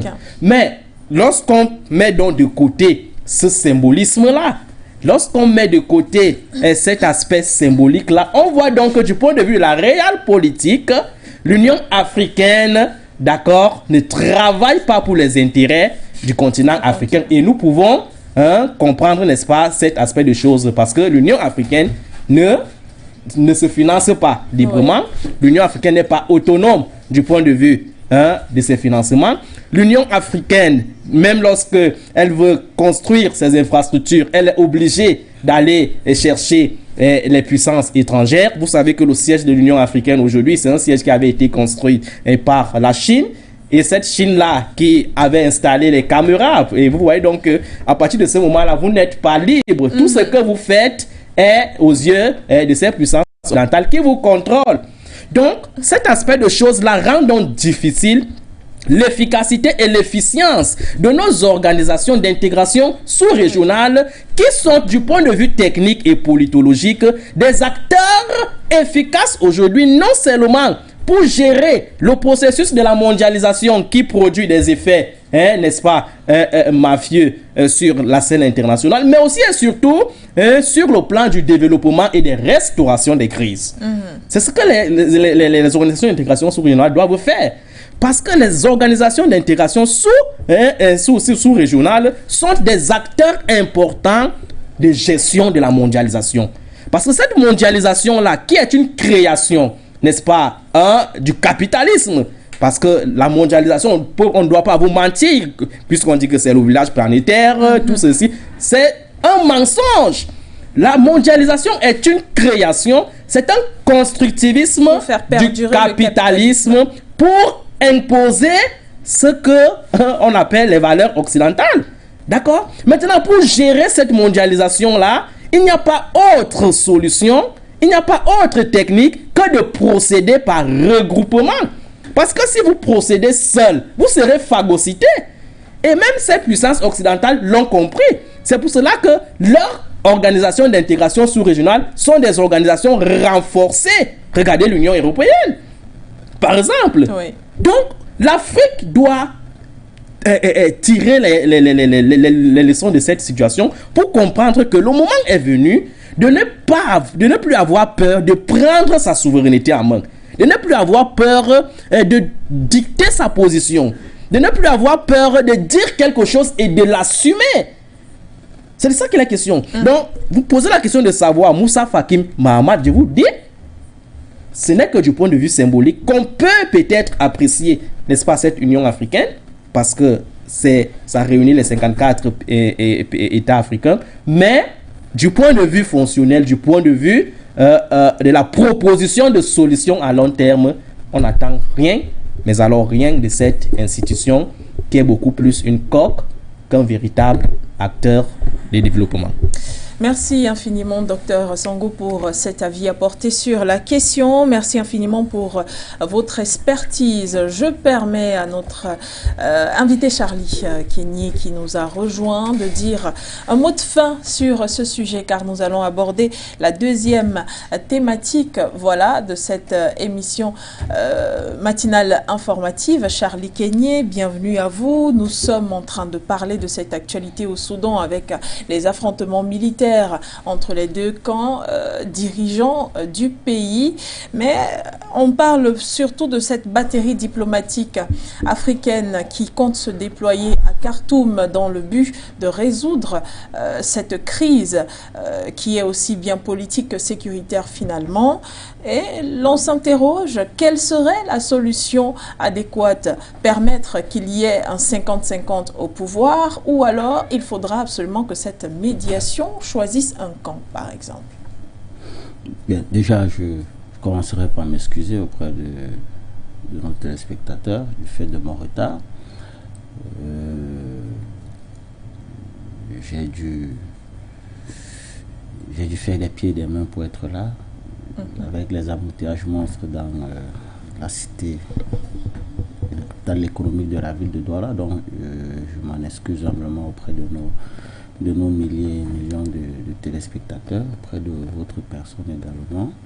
Je salue mon cher frère et ami, Ahmed Sango, dont j'étais en train d'apprendre. Vous savez que il fait partie de cette caste de très brillants intellectuels que nous avons, des universitaires, qui méritent vraiment l'appellation d'universitaire. Et donc, c'est un honneur pour moi à chaque fois que je me trouve à ses côtés, surtout que aujourd'hui, c'est comme si nous avions échangé par télépathie. Nous sommes habillés aux couleurs de ce média. Je crois que peut-être après, le média devra voir comment faire pour encourager des personnes comme nous qui promouvons l'image du média. Quand j'ai fini de le dire, quand j'ai fini de le dire, je crois que je vous avoir salué vous-même. Je salue votre tenue. Il faut dire clairement que, et là je vais prendre sur la chute du docteur Ahmed Sango que, je vais prendre sur la chute du docteur Ahmed Sango que, il a dit des choses très pertinentes et qui ont raison d'être, parce que quand il parle de cette absence de diplomatie africaine conçue sur les concepts et les préceptes internationaux qui aujourd'hui empêchent véritablement l'Union africaine de se déployer et de travailler dans l'intérêt des peuples africains, parce que quand on voit les dynamiques qui sont portées sur le continent et qui en principe devaient être accompagnées par l'Union africaine, mais qui n'est pas fait, c'est-à-dire qu'on voit le cas du Mali, on a vu comment l'Union africaine a combattu la transition politique du côté du Mali. On a vu comment elle a combattu, elle est même encore en train de combattre celle du Mali et même celle du Burkina Faso. On a vu l'Union africaine être absente aux côtés de la République centrafricaine. D'ailleurs, je crois que malgré les maintes plaintes des autorités centrafricaines concernant une puissance que nous connaissons tous, à savoir la France, on n'a pas vu l'Union africaine se prononcer dessus. D'ailleurs, le dernier sommet de l'Union africaine, le Mali même est venu avec un ensemble de plaintes vis-à-vis de la France et d'un certain nombre de puissances étrangères que l'Union africaine n'a même pas daigné les écouter. Et pourtant, c'est leur travail, c'est-à-dire de tout faire pour défendre les intérêts des peuples africains. Je crois que le docteur Ahmed Sango l'a bien expliqué lorsqu'il définissait justement l'une des plus grandes faiblesses de cette institution-là, à savoir l'absence de financement. Comment vous pouvez expliquer qu'une institution comme celle-là soit financée à plus de 70% par l'Union européenne? C'est-à-dire clairement que les fonctionnaires qui siègent à cette institution-là, au sein de cette institution-là, sont payés par l'Union européenne. Dans quelle mesure peuvent travailler pour le continent africain? Je ne pense pas. Vous avez un siège qui est une philanthropie chinoise, c'est-à-dire que c'est la philanthropie chinoise qui s'est levée un matin et a décidé d'offrir un siège là où les Africains vont s'asseoir et parler de leurs problèmes. Est-ce que c'est sérieux? Et on se plaint après qu'il y ait des micros, qu'il y ait des caméras à l'intérieur. Est-ce que, parallélisme de forme, l'Afrique peut proposer un siège à la Chine ou alors à l'Europe et que l'Europe accepte ce siège-là? Ça ne se peut pas. Donc, c'est un élément fondamental dans la géopolitique internationale que les Africains doivent comprendre, qui conditionne même déjà tout ce qu'on veut faire. Et donc, la thématique, la diplomatie africaine. Oui. La diplomatie africaine, elle est muette. Simplement pourquoi? Simplement parce que c'est un rassemblement d'inféodés au service de l'Occident. Et dans ce cadre-là, on ne peut rien attendre de telles personnes, puisqu'ils ne rendent pas compte aux Africains. Ils rendent compte à leurs maîtres. Dites-vous bien que pour siéger au sein de l'Union africaine, il faut travailler à une certaine crédibilisation internationale et non pas à une certaine légitimation populaire. C'est-à-dire que vous ne devez pas asseoir votre expérience, vos atouts sur les volontés, les desiderata de vos peuples. Vous devez les asseoir sur une certaine volonté à l'échelle internationale de vous peindre comme étant le modèle le plus parfait de ce qu'eux ils ont vanté comme étant les préceptes et les concepts de la démocratie, de la mondialisation et tout ce qui va avec. Alors aujourd'hui, on sait très bien que c'est de la filouterie, c'est de la supercherie. Et c'est là où donc, pour comprendre la problématique liée au Soudan avec les affrontements militaires, la diplomatie africaine ne peut rien faire, Madame Begoudé. Elle ne peut rien faire simplement parce qu'elle, jusqu'aujourd'hui, elle n'a jamais fait quelque chose sur le continent. Donnons-moi un conflit en Afrique où l'Union africaine où la diplomatie africaine s'est levée et ça a abouti à quelque chose. Il y en a tellement. D'abord qu'en Afrique, c'est le théâtre d'essai de tous les conflits mondiaux. C'est-à-dire que lorsqu'on veut tester une arme qu'on venait de fabriquer, c'est sur le continent africain. On vient vendre ça à deux parties, on se met à se faire la guerre. Donnez-moi un exemple où l'Union africaine est intervenue et ça a marché. Il n'y en a pas. Dans le cas des affrontements. C'est-à-dire que la seule fois où l'Union africaine est intervenue, on a eu un semblant de résultat. C'était avec la Gambie. Ils ont mobilisé 6500 hommes parce qu'ils allaient défendre la démocratie, entre guillemets, la démocratie en Gambie. Ils ont chassé un monsieur pour installer un autre dictateur. Parce qu'ils ont chassé Yaya Jammeh pour installer Adama Barrow. Adama Barrow, que l'Union africaine aujourd'hui reconnaît, ne peut être un démocrate. Mais on disait qu'il fallait installer la démocratie. Je ne sais pas si vous voyez ça. Oui. Au même moment, lorsque le Mali brûlait, l'Union africaine n'a même pas bougé d'un pouce. Il a dit d'un pouce. Lorsque le Nigeria était attaqué avec Boko Haram, qui a commis des exactions au Tchad, au Niger, au Cameroun, où était l'Union africaine? Lorsque la RCA, les rebelles étaient aux portes de Bangui, où était l'Union africaine? Lorsque à l'est de la démocratique république du Congo, où on voit comment les populations sont massacrées par le M23 et par toutes les milices qui pilulent dans ces régions-là, qui sont alimentées, financées, entretenues par les multinationales occidentales qui opèrent de ce côté-là, où est l'Union africaine? Et vous pensez que c'est aujourd'hui que l'Union africaine viendra faire quelque chose dans le problème soudanais? Non, je ne pense pas. En réalité, s'il faut attendre quelque chose de la diplomatie africaine, il faut commencer par refonder même l'institution mère qu'est l'Union africaine. Parce que dans l'état actuel, elle ne peut résoudre aucun problème. Principe fondamental de base, eux-mêmes, là-bas, l'Union africaine, ils se sont assis. C'était en 2002. Ils ont ratifié ce qu'ils ont appelé le protocole de Durban. Le protocole de Durban, ratifié en Afrique du Sud, justement dans la ville de Durban, définissait ce qu'on appelait le projet APSA. APSA veut dire quoi? Une architecture paix et sécurité en Afrique. Ça, c'était baptisé le projet APSA en 2002 à Durban, qui avait pour principe aux problèmes africains les solutions africaines et pour bras armé une force africaine en attente, ce qu'on avait appelé FAA, pour justement résoudre les problèmes d'insécurité sur le continent. Où en est-on aujourd'hui? Nous parlons de 2002, nous sommes en 2023. Où est passée cette force? Si cette force était opérationnelle, c'est qu'actuellement au Soudan, on déploie simplement cette force-là et elle s'en va remettre local. Mais notre solution aussi est que vous allez aller demander à une colonie de retrouver la paix, parce que généralement c'est ça le problème.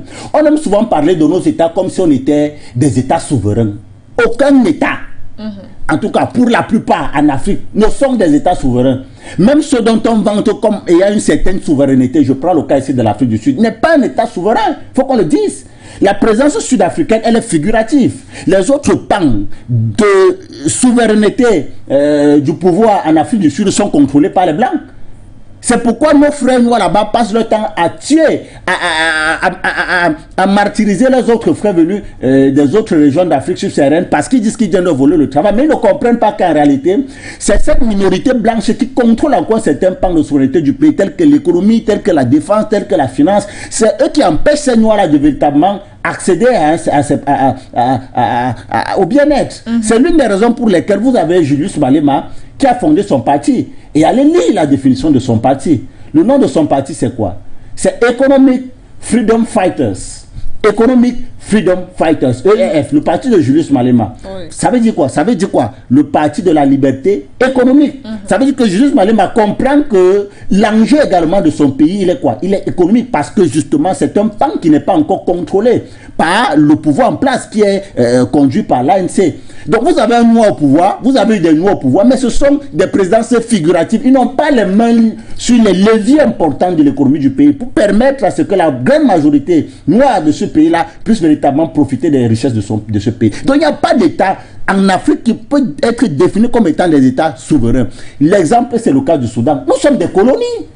Tant qu'on n'a pas fait ce travail de transition, de processus de transition qui amène un État à être libre, comme c'est le cas au Mali, c'est un processus qui n'est pas encore achevé. Oui. Tous les autres États sont des colonies. Donc ce qui se passe au Soudan, c'est qu'on a une colonie qui est disputée par ses maîtres, où il y a un nouvel acteur géopolitique qui est entré dans la scène et qui n'entend plus laisser l'ancien maître d'hier continuer à agir comme il avait l'habitude d'agir, c'est-à-dire à sa guise. Lorsque vous ne servez plus bien ses intérêts, il vous dégage, il choisit un autre humain. Et bien cet acteur géopolitique est en train justement de travailler en dessous pour permettre à ce que des hommes émergent de nature à mettre en avant les intérêts de leur peuple, de mettre en avant les velléités et d'assumer la volonté souverainiste de leur peuple pour arrêter d'être des marionnettes au service d'un bloc. Et donc ça dérange. Donc nous sommes là dans un processus du côté du Soudan qui n'a rien à voir avec un coup d'État. Parce que je rappelle que le général Hamdan Daglo, qui est en train de prendre le pouvoir, parce que je crois que c'est juste une question de temps,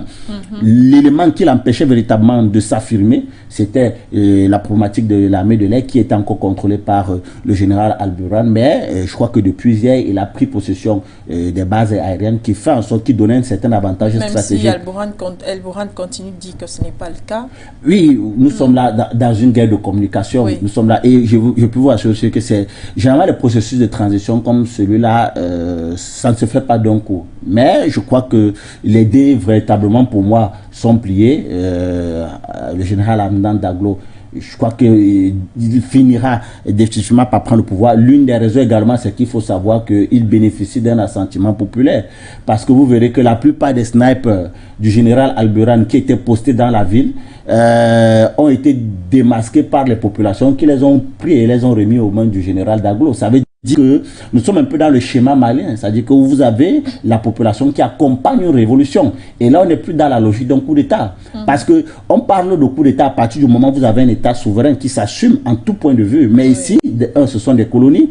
Mais de deux, c'est que vous avez des acteurs d'un camp comme d'un autre qui sont à la défense, certains des intérêts qui ne sont pas toujours en accord avec les intérêts du peuple. Mais vous avez un acteur autre qui s'est levé et qui est en train de revendiquer le pouvoir. Sauf que l'acteur qui revendique le pouvoir s'inscrit dans une logique, dans une dynamique populaire. La preuve, c'est qu'il est porté par le peuple. Et dans ce cadre-là, vous ne pouvez plus parler de coup d'État. Il s'agit simplement d'une révolution populaire.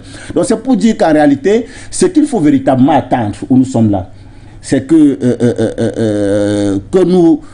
nous espérons, là maintenant, c'est un souhait, que cette révolution s'apparente un peu à ce que nous avons vu du côté du Mali. C'est-à-dire que les militaires qui aujourd'hui sont portés par le peuple, une fois arrivés au pouvoir, travaillent justement dans l'intérêt de défendre les intérêts du peuple soudanais, et pour le faire, ils ont l'obligation justement de s'accompagner d'acteurs géopolitiques assez importants, un peu comme on l'a vu dans le cas du Mali, pour garantir et asseoir déjà le pouvoir et maintenant l'exprimer sur le reste du monde. Je crois que l'Union africaine ou alors la diplomatie africaine, dans un cas d'espèce, ne peut rien faire si ce n'est de la gesticulation, parce que ce qui est en train de se faire là, c'est de la gesticulation. Nous sommes habitués à ça, à pondre des communiqués. On va faire des communiqués.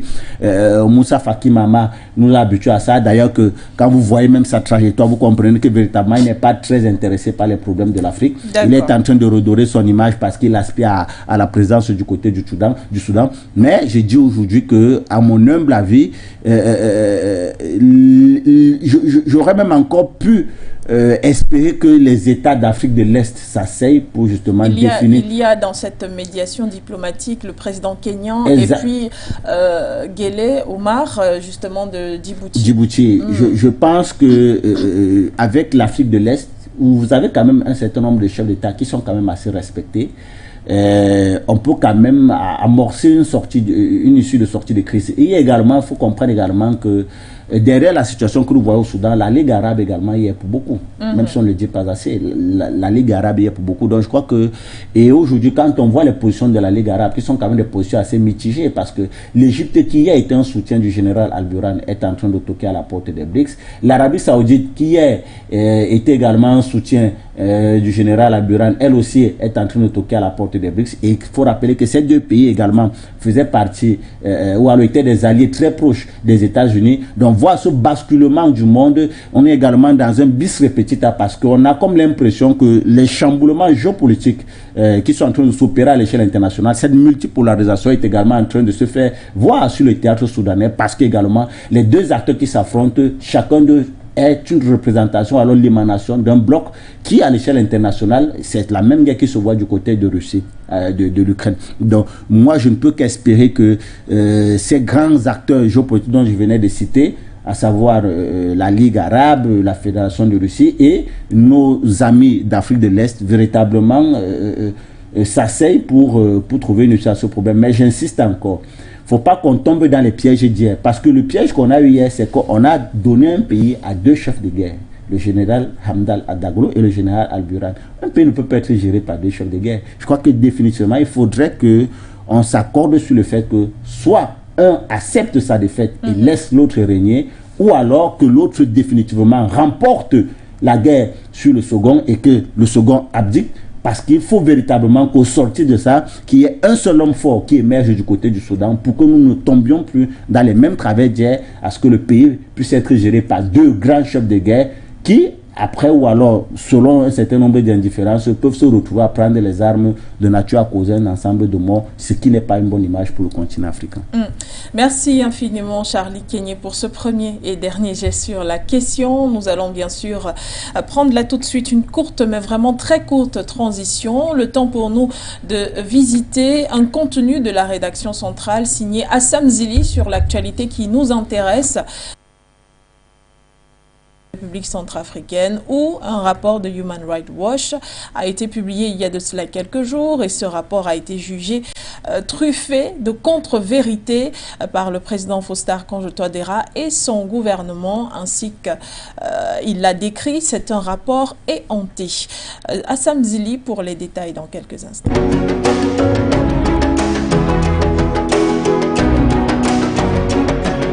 Les risques de réduction de l'espace démocratique et de la liberté d'expression. L'ONG s'inquiète d'un rétrécissement de l'espace civique dans le pays, évoquant la répression de la société civile, des médias et des partis politiques d'opposition.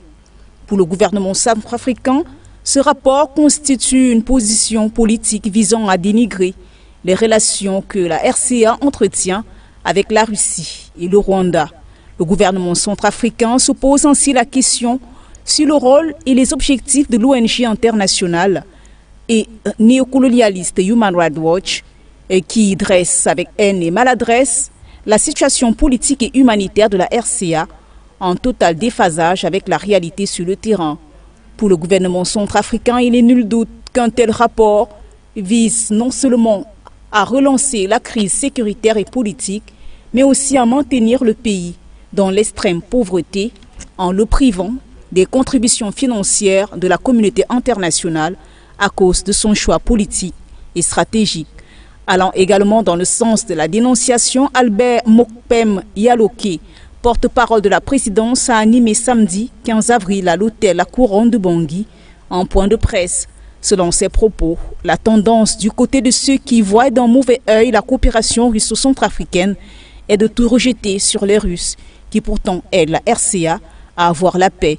Il revient ainsi aux Centrafricains de dire selon eux qui est le méchant et qui est le bon dans ce qui se passe chez eux et non pas à une ONG.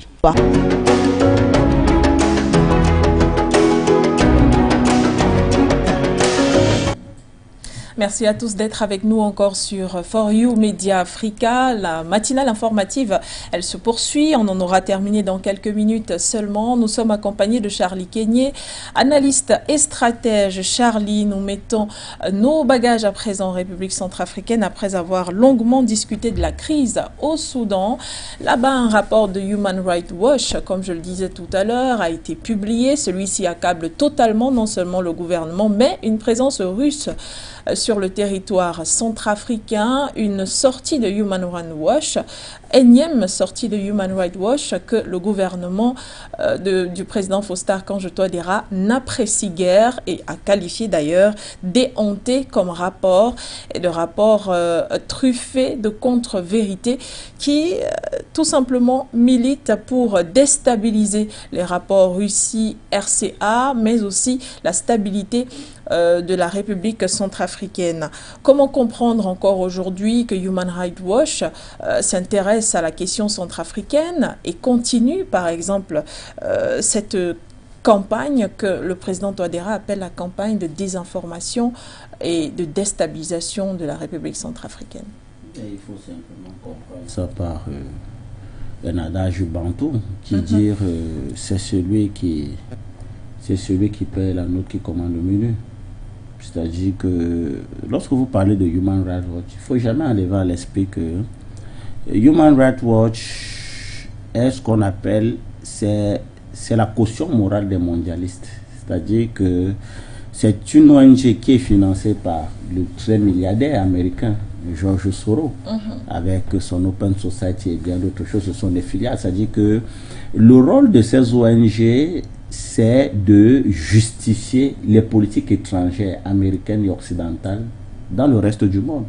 C'est-à-dire que si ces personnes-là, lorsqu'ils s'enseignent en conclave, et ils décident par exemple que nous avons besoin du pétrole du Cameroun, et bien directement, dès qu'ils ont pris la décision que nous avons besoin du pétrole du Cameroun, on active Human Rights Watch. Quel est le rôle de Human Rights Watch? Le rôle de Human Rights Watch, c'est que, en se définissant comme étant une organisation non gouvernementale et donc impartiale, Human Rights Watch va développer des théories machiavéliques de nature à justifier que le Cameroun est un État instable, ou alors le gouvernement camerounais n'est pas en mesure de répondre aux problèmes de sa population. Et ils peuvent même aller plus loin au point de justifier même que la population est martyrisée par le gouvernement pour simplement permettre à ce que ceux-là qui avaient des agendas cachés contre nos États puissent au niveau international les mettre en application. Et le laboratoire d'implémentation de tout ce théâtre-là, c'est l'ONU. C'est ce que vous appelez les Nations Unies. C'est-à-dire qu'on pond des résolutions là-bas contre l'Afrique simplement sur la base des rapports de Human Rights Watch. Souvenez-vous de ce qui s'est passé au Cameroun. Où Human Rights Watch reste dans un hôtel du côté de Yaoundé, elle prend son téléphone, elle lance les appels à l'endroit d'un ensemble de personnes, ma foi, à la limite qu'on pourrait taxer de terroristes dans les régions du nord-est et du sud-ouest, et elle les appelle pour prendre le pouls de la situation dans une zone de crise. Dans une zone de crise, elle ne se déplace pas. Elle appelle des personnes qui sont logiquement vus comme des ennemis de la République, mais c'est à ces ennemis-là qu'elle appelle pour prendre la situation du pays dans la zone où l'État est engagé pour maintenir la paix et la sécurité. Et donc des gens lui font des rapports erronés, l'armée a fait ceci, l'armée... Et elle relève ça sur un bout de papier, c'est le même bout de papier qu'elle envoie aux Nations Unies, et on convoque un conseil de sécurité des Nations Unies sur le Cameroun pour dire que l'armée camerounaise commet des exactions. Elle n'a même pas respecter les méthodologies de narration d'un tel rapport, Madame Begaud. Ça veut dire que le préalable aurait été qu'ils se rendent sur le terrain. Le préalable aurait été qu'ils auditionnent les populations là-bas. Le préalable était qu'ils collectent un ensemble d'informations matérielles et immatérielles de nature à confirmer le rapport qu'ils vont émettre à l'endroit des Nations Unies. Mais est-ce que cette méthodologie a été respectée? Non. Mais par contre, on a écrit un rapport, pire, un rapport qui accable un État. Et on se pose la question, puisque dans nos pays, ils vivent aisément, quel est l'intérêt derrière pareille chose? Et dites-vous bien une chose, Human Rights Watch n'a jamais pondu un rapport qui parlait en bien des États africains. Jamais. Donc vous voulez dire que nous vivons dans quoi? L'Afrique c'est l'enfer. Ce qui se passe en Europe avec les gilets jaunes là, ils n'ont pas vu ça. Ce qui se passe actuellement même avec la réforme des retraites, Human Rights Watch ne voit pas ça. Ce qui se passe au Yémen, la crise humanitaire au Yémen, avec la coalition internationale derrière l'Arabie Saoudite qui bombarde le Yémen matin, midi, soir, Human Rights Watch ne voit pas ça. Human Rights Watch ne voit pas la situation en Ukraine. Ce n'est qu'au Cameroun, ce n'est qu'en Afrique, ce n'est qu'au Mali, ce n'est qu'en République centrafricaine que Human Rights Watch voit qu'elle doit pondre les rapports. S'il faut même parler de la République centrafricaine, est-ce que vous savez que les autorités de Bangui ont porté plainte contre la France pendant l'opération Sangaris, avec les preuves comment l'armée française, au cours de l'opération Sangaris, violait les femmes, violait les enfants. Elle était accusée de pédophilie. Le gouvernement centrafricain a les preuves. Aucun cour des droits de l'homme ne s'est saisi de l'affaire. Human Rights Watch n'a jamais écrit dessus. Entre violer les enfants et accabler le gouvernement centrafricain, comme ils sont en train de le faire avec le dossier russe Wagner, quel est plus grave? Où Human Rights Watch ne voit pas. Quel est l'intérêt à déstabiliser ce pays qui n'aspire qu'à un bien-être? Parce qu'aujourd'hui, on veut fragiliser le partenariat stratégique entre la République centrafricaine et la Russie. Mais bon Dieu, où était Human Rights Watch lorsque pendant pratiquement 20 ans, ce pays vivait dans le chaos? Dans le chaos. La République centrafricaine a été au bord de l'implosion. Ce pays, à moins, il a cessé d'exister. En 2019, lorsque j'étais à Bangui, Madame Begoud, le gouvernement centrafricain contrôlait quelques quartiers de Bangui, puisqu'on nous annonçait que les rebelles étaient à 21, PK21, c'est à quelques mètres du siège même de la présidence. Où était Human Rights Watch lorsque ce pays a cessé d'exister en tant qu'État? Et aujourd'hui, quand on voit un acteur géopolitique venir faire, c'est qu'en 30 ans, l'Occident n'a pas pu faire de choses dans ce pays-là. En 30 ans, et plus même. La Russie l'a fait en moins de 2-3 ans. Elle a pacifié le pays. Le gouvernement contrôle à peine 15% du territoire. Aujourd'hui, elle a plus de 95% du territoire contrôlé par le gouvernement. Grâce au partenariat stratégique entre les armées centrafricaines, les FACA, et la Fédération de Russie, également un acteur africain qu'est le Rwanda. Je crois que tous les rapports qui concernent la Centrafrique devraient célébrer le gouvernement Touadéra. Ils ont donné une lueur à un peuple qui était désespéré, qui était au bord du gouffre. En Centrafrique, les enfants mangeaient les feuilles. Même jusqu'à présent, on ne peut pas dire que la situation a changé, mais c'est nettement amélioré. C'est le travail de ce gouvernement. C'est le travail de ce gouvernement avec l'aide de ses alliés. Pourquoi Human Rights Watch ne célèbre pas ça? C'est quoi cette logique qui tend toujours à vilipender nos États, à déstabiliser nos États? Quel est l'objectif? Quel est l'agenda? Quel est l'intérêt derrière pareil rapport? Eh bien, c'est l'occasion pour nous de dire à Human Rights Watch, je m'excuse de le dire sur votre antenne, d'aller se faire foutre. Après, vous suivez votre langage, Charles. Non, je crois qu'à un moment... Donnez votre point de vue. Non, je crois qu'à un moment, il faut qu'on arrête de croire que ces gens peuvent... vous savez, pour eux, ils nous voient, nous les Africains, comme des singes qui gambardent encore de branche en branche. D'ailleurs, ils sont étonnés lorsqu'ils voient comment on tient pareil plateau, c'est-à-dire ils voient une belle dame, brave, jeune, belle, propre, sexy, tenir un plateau avec des orateurs à même de contredire le discours de mensonges qui sont portés par leurs médias. Ils ne comprennent pas ça. C'est notre maman Arrête Ekwe qui me fait savoir, qui nous faisait savoir ici, même sur cette antenne, qu'elle avait été invitée par des grands administrateurs du groupe France Monde, un certain Boisbouvier, si vous le connaissez, avec patron, avec RFI, et qui faisait savoir à maman Arrête Ekwe que Maman Arrête Ekwe, comment est-ce qu'on peut faire pour contrer ces gars? Parce qu'ils ont la force des arguments. Et Maman Arrête Ekwe s'est mis à rire. Parce qu'il n'arrivait pas à comprendre comment l'Africain peut raisonner comme nous raisonnons. Voilà pourquoi quand Emmanuel Macron arrive ici en Afrique, il dit que nous sommes stipendiés par la Russie. Parce qu'il n'arrive pas à comprendre que l'Africain peut avoir une intelligence de loin supérieure à tous les plans cachés, à tous les schémas obscurs qu'ils ont pensés contre nous. Mais ils doivent comprendre que c'est fini. C'est terminé.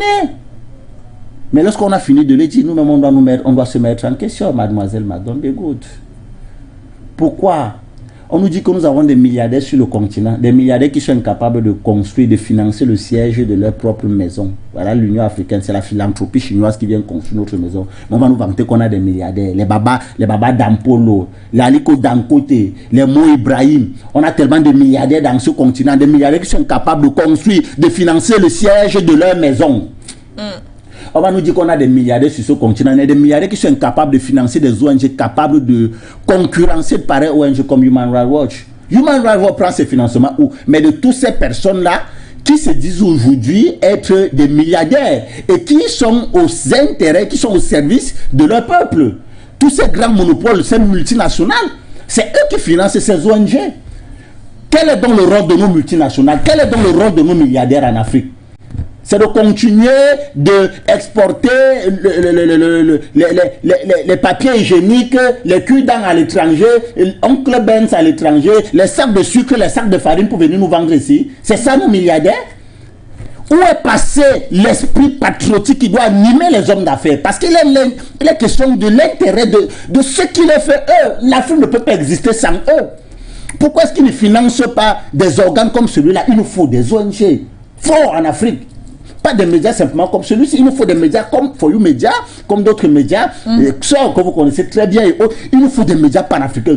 Les hommes de médias, nos hommes milliardaires, nos opérateurs communs, voilà là où il faut aller. Il faut financer des médias tels que, allez voir tous ces médias occidentaux, allez voir les mains qui les financent derrière. On ne le dit pas assez. La plupart des groupes France Monde, CNN, BBC, TVC Monde, allez voir les financements qu'ils reçoivent de la fondation Bill et Melinda Gates. Qui les finance hautement pour porter justement le message. Nos milliardaires servent à quoi? À faire des banques pour nous appauvrir, les autres UBA et Patiti Patata. Nos milliardaires nous servent à quoi en Afrique? Ils ont l'obligation de financer les ONG, de financer les organes de masse pour porter un discours de nature à obliger le monde à voir l'Afrique, pas comme les Occidentaux voudraient qu'on nous voit, mais comme nous on doit être présentés, c'est-à-dire des personnes qui ont fait naître la civilisation, qui ont porté la civilisation et qui aujourd'hui sont en train de ramener la civilisation à son humanité, parce que c'est ça l'enjeu aujourd'hui. Les autres veulent nous amener à ce qu'ils ont appelé la 4e révolution industrielle. Mais derrière la 4e révolution industrielle, qu'est-ce que ça cache? La 4e révolution industrielle cache deux choses. La première, c'est qu'on veut numériser l'homme. On voudrait que nos noms soient connus dans des ordinateurs, que quand on veut taper le dossier de santé de Kenya aux États-Unis, on tape un numéro, ça apparaît, patiti patata. Et la 4e révolution veut quoi? Ils veulent remplacer la main-d'œuvre ouvrière par une main-d'œuvre robotique. C'est-à-dire que on veut empêcher l'homme de continuer à exister en tant qu'humain. Est-ce qu'on peut accepter ça? Où est passée notre humanité? Est-ce qu'on peut accepter ça? Et donc, toutes ces personnes-là qui ont l'obligation à travers la manne, le possible, parce que si vous avez l'argent et que vous n'êtes pas capable de financer ce qui, le bien-être de votre société, de votre communauté, mais vous n'êtes qu'un imposteur. Donc aujourd'hui, c'est un appel à ces grands hommes qui sont définis aujourd'hui comme étant des milliardaires, de travailler dans l'intérêt du continent, parce qu'il est inadmissible que les gens passent le temps à nous faire des dons et que vous vous imposez en Bayamselam international et vous vous dites opérateur économique. Des gens font fortune parce qu'ils importent l'oncle Benz des États-Unis sur le marché africain, parce qu'ils importent le sucre. C'est quoi ça? À quel moment l'Afrique produit aussi pour vendre à l'étranger? Voilà comment des ONG machiavéliques viennent justement pondre des rapports quotidiens sur l'Afrique. On n'est même pas capable de répondre parce que nous n'avons pas des ONG de cette dimension-là. À quoi vous servent vos milliards si vous ne pouvez pas financer des ONG de nature à contrecarrer, de nature à renverser le discours porté par de pareilles ONG qui travaillent contre l'Afrique? À quoi vous servent vos milliards si vous ne pouvez pas aider des médias comme celui-ci et multiplier des médias comme celui-ci de nature à imposer la voix de l'Afrique au reste du monde? À quoi vont vous servir vos milliards? D'accord, Charlie Kenyé, on va sortir de cette question sur la République centrafricaine et d'ailleurs bientôt sortir de cette émission. Le président Faustin Archange Touadéra a déclaré que Human Rights Watch avait pour mobile de relancer la crise politique et sécuritaire dans le pays et maintenir le pays dans une extrême pauvreté en déstabilisant totalement le pouvoir. C'est ce que l'on dit depuis, mais en s'attaquant directement au pouvoir. Le professeur Faustin Archange Touadéra a-t-il entre ses mains des cartes suffisantes pour faire face à toutes ces velléités extérieures? On ne va pas cacher quand même que depuis plusieurs mois, la République centrafricaine est le théâtre de plusieurs attaques, aussi bien envers les partenaires étrangers qu'envers le peuple et même les FACA. Est-ce que le professeur Faustin Archange Touadéra a suffisamment de cartes en main? Je pense qu'il a les cartes en main. Il a les cartes en main. La preuve, c'est que, vous savez, ce pays, depuis son arrivée à la présidence, il ne cesse de vivre ce genre de processus de déstabilisation et à chaque fois, il a soutenu la trajet haute. Il a les cartes en main. Et il a les cartes en main pour deux raisons. La première, c'est que il bénéficie d'une volonté, d'une masse populaire qui est acquis à sa cause. Parce que c'est ça le plus important, madame, autant pour moi, Badon Begout. Oui. Vous savez, l'une des erreurs de nos chefs d'État, c'est que généralement, ils préfèrent asseoir leur pouvoir sur une crédibilisation internationale plutôt qu'une légitimité populaire. Et ça, le Mali l'a compris. Lorsque vous faites asseoir votre pouvoir sur les volontés, les desiderata de votre peuple, lorsque vous leur donnez la vision, l'objectif à atteindre, et que le peuple adhère, le peuple valide, il n'y a aucune force au monde qui peut venir vous enlever là où vous êtes. Lorsque le peuple est derrière un dirigeant, je dis bien, il n'y a aucune force au monde qui peut venir vous enlever là où vous êtes. Ils ont essayé avec la Syrie, on a vu là où ça s'est terminé.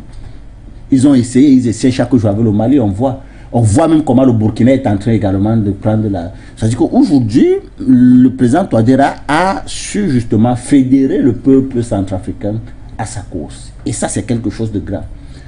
La deuxième chose également qu'il faut tenir compte, c'est les enjeux géopolitiques, les acteurs géopolitiques et les réalités géopolitiques. Les acteurs géopolitiques ici sont les suivants.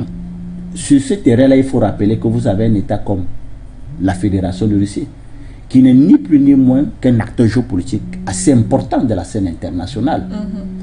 Et à côté de cet acteur géopolitique, vous avez des réalités géopolitiques qui font en sorte que un bloc qui aujourd'hui est en train de s'ériger comme étant l'un des plus puissants à l'échelle internationale, je parle des BRICS, a fait de Bangui sa capitale pour l'Afrique. Oui.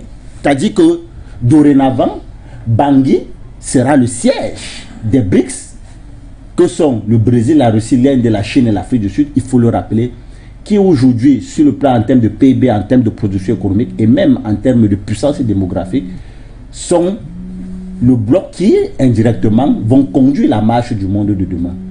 Et donc, faire de la République centrafricaine le capital induit deux choses pour l'Afrique.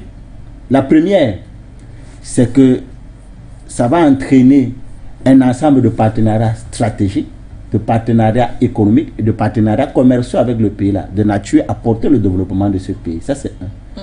De deux, c'est qu'étant donné que cette entité doit également protéger ses intérêts, puisque Bangui étant la capitale des BRICS, ça veut dire que c'est le Bangui qui compte se projeter sur l'Afrique.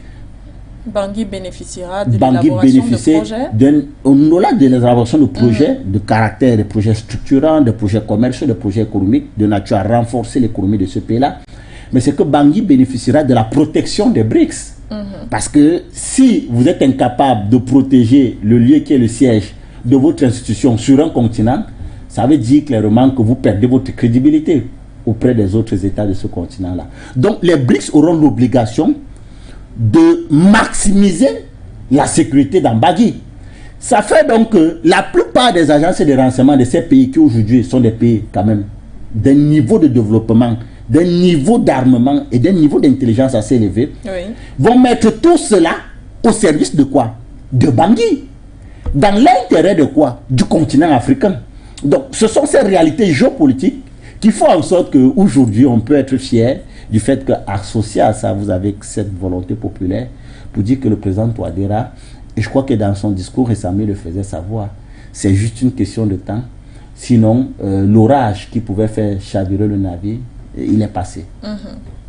Merci Charlie Kenyé pour votre expertise apportée dans le cadre de cette émission matinale informative sur For You Media Africa. Ce fut un plaisir de partager ces moments d'échange avec vous. On remercie également le docteur Sango qui était des nôtres tout à l'heure. Je rappelle qu'il est politologue et analyste et internationaliste. Voilà, j'y arrive. Merci à la partie technico-artistique et merci à vous de nous avoir regardés sur nos différentes plateformes internet For You Media Africa et de nous avoir écoutés sur la 96.3 FM For You Radio. Au revoir à tous.